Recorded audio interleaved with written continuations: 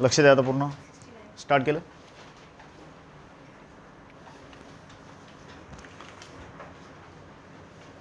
Inheritance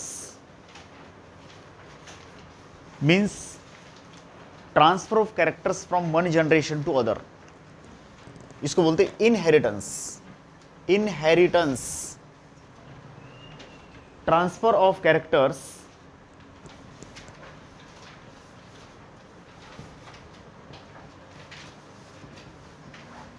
from one generation to other. लक्षण एक पीढ़ी से अगली पीढ़ी में ट्रांसफर होना, ट्रांसफर ऑफ कैरेक्टर. एक पीढ़ी से अगली पीढ़ी में लक्षण जाना इज इनहेरिटेंस. बरोबर है. उसके साथ इस टॉपिक में एक और वर्ड जुड़ा है, हेरिडिटी. हेरिडिटी और इनहेरिटेंस तकरीबन एक ही है.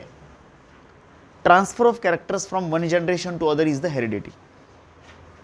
पीढ़ी दर पीढ़ी लक्षण दिखते रहना, वही लक्षण जो पेरेंट्स से आ रहा, बच्चों में, बच्चों से आ रहा, उसके बच्चों में, पेरेंट्स से बच्चा और बच्चे से ग्रैंडसन, इस तरह से वो कैरेक्टर जाना, ऑफस्प्रिंग्स में से जाना, प्रोजेनी में से जाना, इज कॉल्ड एज हेरिडिटी. पीढ़ी दर पीढ़ी वो लक्षण ट्रांसफर होना इज द हेरिडिटी. एक्चुअली यहां पे ऑफस्प्रिंग और प्रोजेनी में छोटा डिफरेंस है, लेकिन कई बार ये दोनों एक ही मतलब से भी इस्तेमाल होते हैं. वैसे ऑफस्प्रिंग हम सेक्सुअली रिप्रोड्यूस, जो बच्चे रहते हैं, सेक्सुअल रिप्रोडक्शन से जो पैदा होते हैं उसको ऑफस्प्रिंग बोलते हैं, और ए सेक्सुअल रिप्रोडक्शन से जो पैदा होते हैं उनको प्रोजेनी बोलते हैं. लेकिन यहाँ पे इस टॉपिक में ऑफस्प्रिंग और प्रोजेनी दोनों तकरीबन एक ही मीनिंग से इस्तेमाल हुए हैं, इसलिए कंफ्यूज नहीं होना. अगली पीढ़ियां is equal to progeny. Next generations are the progeny.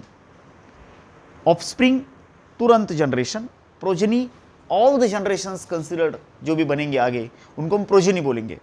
अगली पीढ़ियां इज द प्रोजेनी. एक और वर्ड है जो इसमें आ रहा है, इट इज जेनेटिक्स. पूरा टॉपिक जेनेटिक्स का है. What do you mean by genetics? Study of heredity and variation is called genetics. What is genetics? Study of heredity and variation is called genetics. बोला genetics म्हणजे काय? Study of heredity and variation. अब heredity और variation इसका मतलब क्या हुआ? एक बात याद रखो, ये पूरा टॉपिक सेक्सुअल रिप्रोडक्शन से रिलेटेड है. Principles of inheritance and variation, ये पूरा टॉपिक सिर्फ सेक्सुअल रिप्रोडक्शन को ही लागू होता है. ये टॉपिक एसेक्सुअली रिप्रोड्यूसिंग ऑर्गेनिजम्स को लागू नहीं होता. बरोबर है. यहां पे हेरिडिटी हो रही और वेरिएशन भी हो रहा.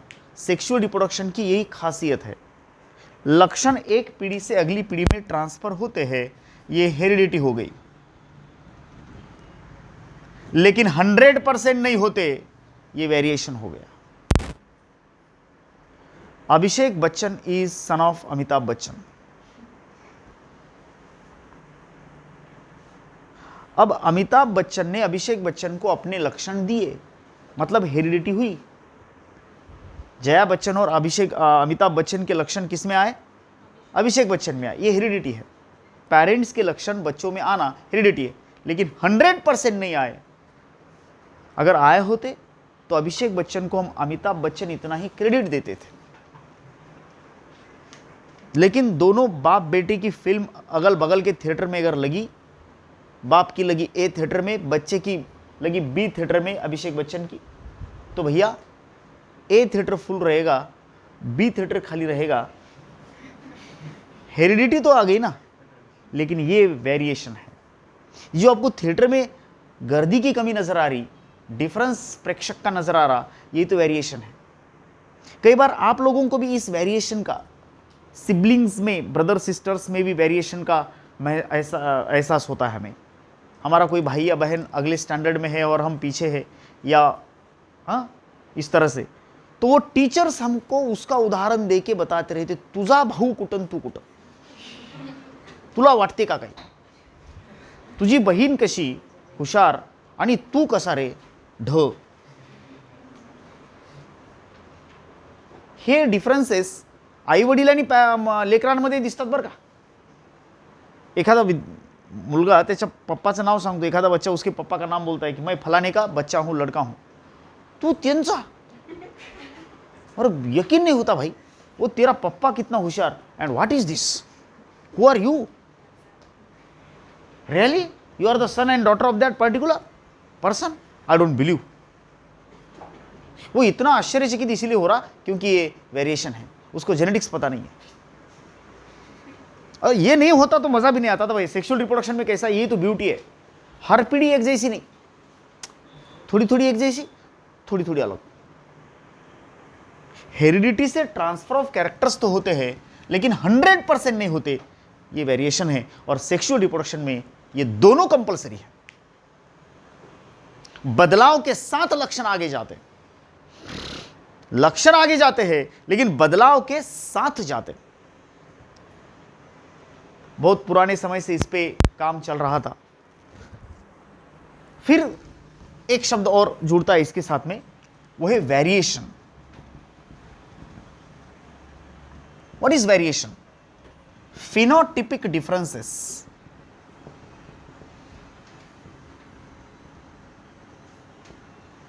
among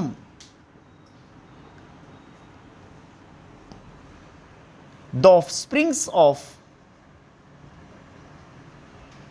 same parent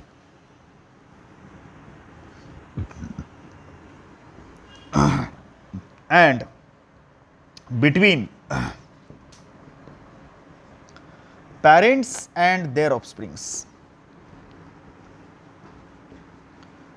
इसका मतलब होता है एक ही माता पिता के जो बच्चे हैं वो अलग अलग है. जो सिबलिंग्स है दे आर डिफरेंट. 4 भाई बहन है वो क्या सेम है? बहुत सारी सिमिलैरिटी है लेकिन बहुत सारा बदलाव भी है. कहते हैं एपीजे अब्दुल कलाम के भाई बहुत गरीबी में जीते थे. ये वेरिएशन है, आप समझते? जो न्यूटन है उसके लड़के का नाम क्या था पता नहीं, यही वेरिएशन है. अगर न्यूटन का लड़का न्यूटन, न्यूटन का पोता न्यूटन, न्यूटन का नातू न्यूटन, पंतु न्यूटन, न्यूटन का जंतु न्यूटन, तो ओरिजिनल न्यूटन को कौन पूछता था?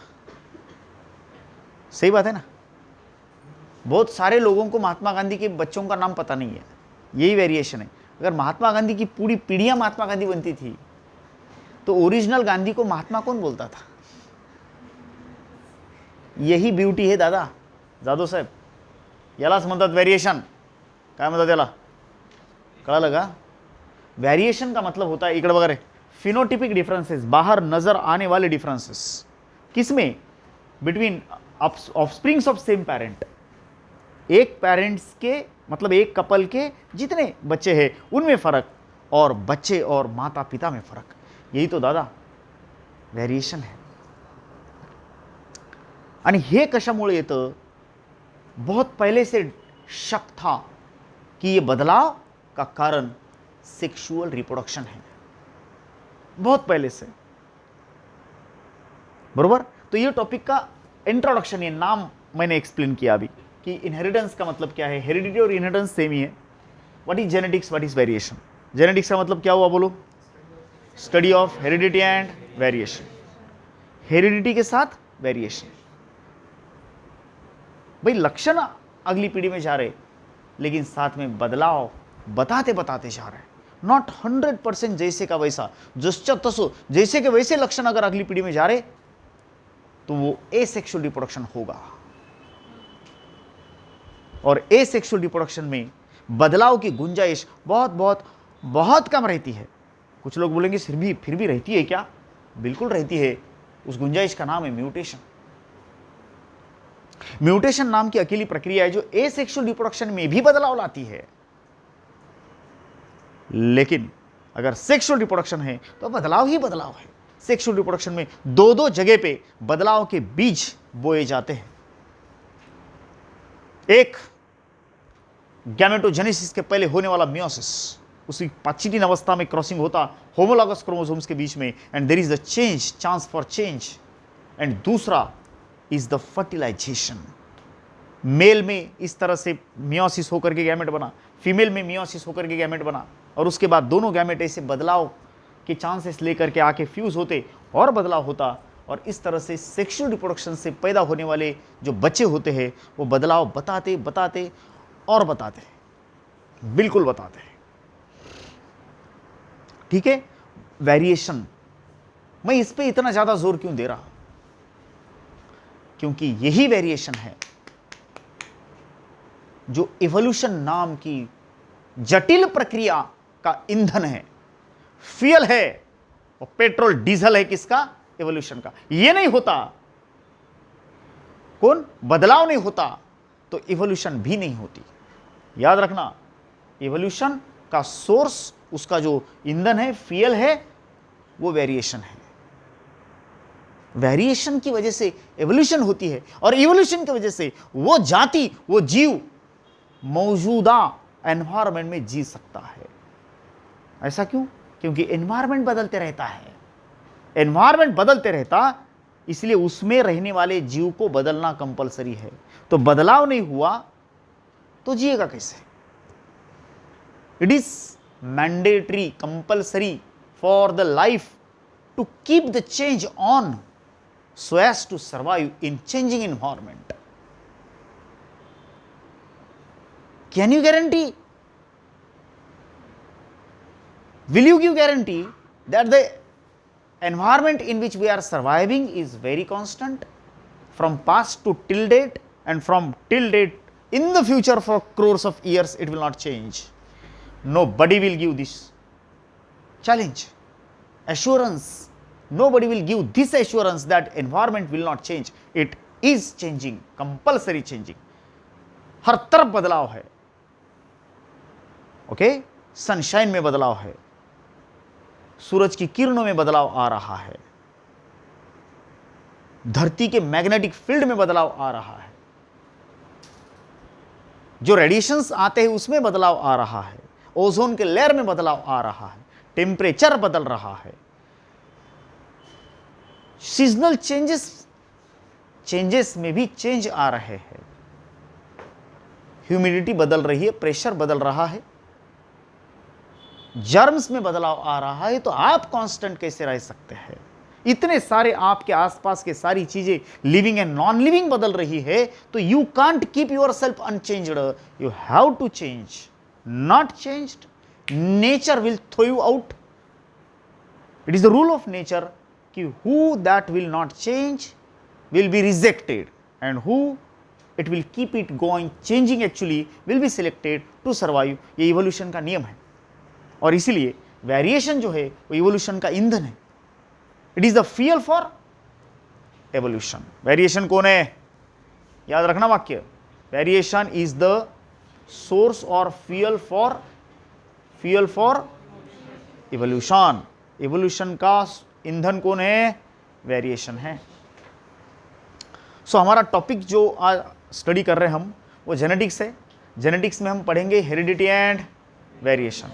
लक्षण अगली पीढ़ी में कैसे जाते, और जाते जाते कैसे बदलते, नेचुरली कैसे बदलते हो। सदियों से लोग देख रहे, इंसान ने जब से होश संभाला वो देख रहा कि मैंगो से मैंगो पैदा होता, एलिफेंट से एलिफेंट पैदा होता। पहले तो उसने इसको बहुत ही नेचुरली लिया कि ऐसा ही होना चाहिए, एलिफेंट से डॉग थोड़ी ही पैदा होगा,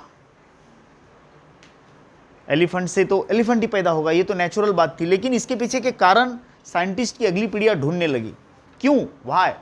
मेंडल को यह सवाल था कि क्यों, ऐसा ही क्यों? हर चीज के पीछे साइंस में कारण होता है, हर चीज साइंस नेचर पे नहीं छोड़ता, उसके पीछे कारण ढूंढता है।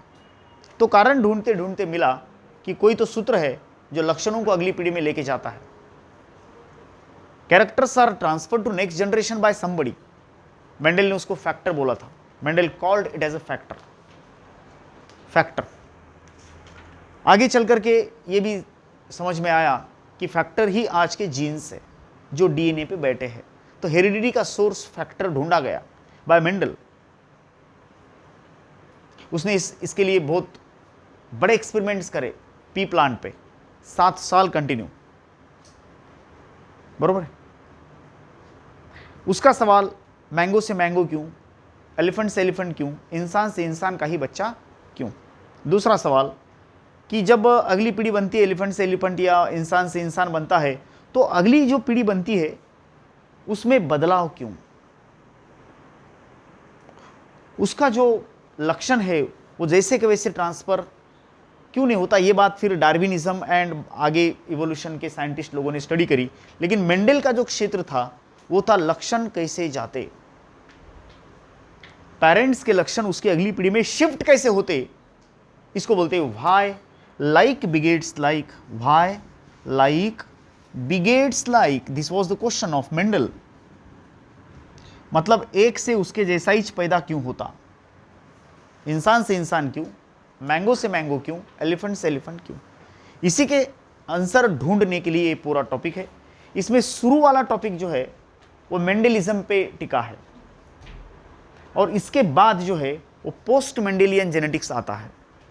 शुरू में हम जो पढ़ते वटाना, पी प्लांट, मटर प्लांट से रिलेटेड जेनेटिक्स, फिर मेंडल ने हमको वही बताया, वही सिखाया जो मेंडल ने उसको बताया। लेकिन वटाना, पी प्लांट ने सब कुछ मेंडल को नहीं बताया, इसलिए जेनेटिक्स की सारी बातें मेंडल ने हमको नहीं बताई। बात याद रखना, मेंडल का सारा भरोसा वटाने पे था, इंसान पे बिल्कुल नहीं था। जो वटाना बोलेगा वही वो लिख के रखता था। 7 साल उसने वही किया, जो वटाना बोला वही नियम। वटाने को इस तरह से आप सीरियसली मतलब हल्के में मत लो, सीरियसली लो। जब आप खाते वटाना तो मेंडल की जरूर याद निकालना कि ये वही वटाना है जिसने मेंडल को कुछ बताया था। कुछ लोग ट्राई करेंगे, सर मेरे को कुछ बताएंगा, कान में अटक जाएगा, आप दूसरे की बात सुन नहीं पाएंगे, उसके पीछे मतलब उसने वटाने के जनरेशंस लिए और उन पीढ़ियों को देखते देखते मेंडल लिखता गया, वो नियम बन गए, जेनेटिक्स के नियम बन गए। सो मेंडल का सबसे बड़ा सवाल यही था कि व्हाई लाइक बिगेट्स लाइक। अब आगे की स्टोरी सुनो। लक्षण एक पीढ़ी से अगली पीढ़ी में जाते हैं, हेरिडिटी है। हेरिडिटी के साथ में थोड़ा थोड़ा बदलाव है, ये वेरिएशन है। लिसन, एक्चुअली ये बदलाव नेचुरली हो रहे हैं, लेकिन हम इंसान हैं कि सारी नेचुरल प्रक्रियाओं को नेचुरली होने नहीं देते। हमें ये बदलाव जो कुदरत से आ रहे थे वो मंजूर नहीं थे। हमें हमारी इच्छा से होने वाले पीढ़ियों के अंदर के बदलाव एक्सपेक्टेड थे कि बदलाव कुदरत डिसाइड नहीं करेगा, हम करेंगे। जैसे कि हमने सिलेक्शन करके, सिलेक्शन हर पीढ़ी में करके बेटर कैंडिडेट्स को अलग निकालना चालू किया, और उन्हीं के ब्रीडिंग करते गए तो मोस्ट सुपीरियर बदलाव हमारे सामने आए। जैसे कि मैं बोलता 10 लाख एक सहीवाल जाति की गाय है, 10 लाख गायें हैं। 10 लाख में आपने सिर्फ सपोज 10 मेल और 10 फीमेल चुनना है। 10 लाख गायों में से आपको 20 चुने, मतलब 20 बोले तो मेल फीमेल तो कपल 10 ही हो गए। बेस्ट क्वालिटी के मेल और बेस्ट क्वालिटी की फीमेल सिर्फ 20 चुने, 10 लाख में 20 चुने, और उनमें ब्रीडिंग करके अगली पीढ़ी बनाई। तो क्या ये पीढ़ी वेरिएशन पिछले वेरिएशन से बेटर बताएगी या एवरेज वेरिएशन बताएगी? बेटर वेरिएशन बताएगी। हमने जेनेटिक्स को ही बदल दिया। ऐसा हमने क्रॉप्स में भी करा, और ये काम हम पिछले 8000 साल से कर रहे हैं। पिछले 8000 साल से ये काम कर रहे हैं, जिसकी वजह से जो एनिमल्स हमारे आसपास आए वो सुप्रीम क्वालिटी के हैं, और जो प्लांट्स हमारे आसपास आए वो भी सुप्रीम क्वालिटी के हैं। ये कम पड़ रहा था, सिलेक्शन करना कम पड़ रहा था, इसलिए हमने आजकल तो ओके, हाइब्रिडाइजेशन करवाए, इसका एक सेक्स दूसरे का फीमेल सेक्स, एक का मेल सेक्स, फिर उनके कैरेक्टर्स को मर्ज किया, उसके भी हमारा पेट नहीं भरा, उससे मन नहीं भरा, तो हम गए जेनेटिक इंजीनियरिंग की तरफ। बदलाव बाय जेनेटिक इंजीनियरिंग, एक जीन ही डाल देना एखादे ऑर्गेनिज्म में और तुरंत वो बदलाव उस ऑर्गेनिज्म से ले लेना। अब इंसुलिन की कमी से हमारा डायबिटीज़ हो रहा, हमें डायबिटीज़ हो रहा, तो उसका जीन निकाल के हमने ई कोली, इस्टरशा कोली के अंदर डाला, उसमें बदलाव किया, उसके जेनेटिक्स में बदलाव किया ई कोली के, हमारा जीन उसमें डाला और उसके शरीर से हमारा इंसुलिन हम निकाल के ले रहे हैं। जीन हमारा, सेल ई कोली की, इंसुलिन हमारा, उसकी मशीनरी इस्तेमाल करके हमारा जीन हमारे लिए जो है वो इंसुलिन बना रहा। ये वेरिएशंस तक हम आज ला रहे हैं, माने एक्सट्रीम वेरिएशंस को हम ला रहे, means we are going to manipulate nature's variation. Natural variation पे हमारा मन नहीं है। जो नेचुरल प्रक्रिया हो रही है, रिप्रोडक्शन में बदलाव होते, लेकिन ये रिप्रोडक्शन हम क्या कर रहे, बदल रहे, बदलाव के लिए प्रोसेस बदल रहे। वो बदलाव हमें मंजूर नहीं है जो कुदरत ला के देगी।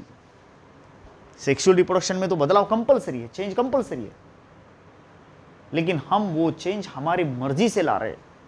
फिर वो हाइब्रिडाइजेशन है, सिलेक्शन है, जेनेटिक इंजीनियरिंग है, म्यूटेशन है, ऐसे कई तरीके हैं हमारे पास बदलाव लाने के, हमारे मन मुताबिक बदलाव।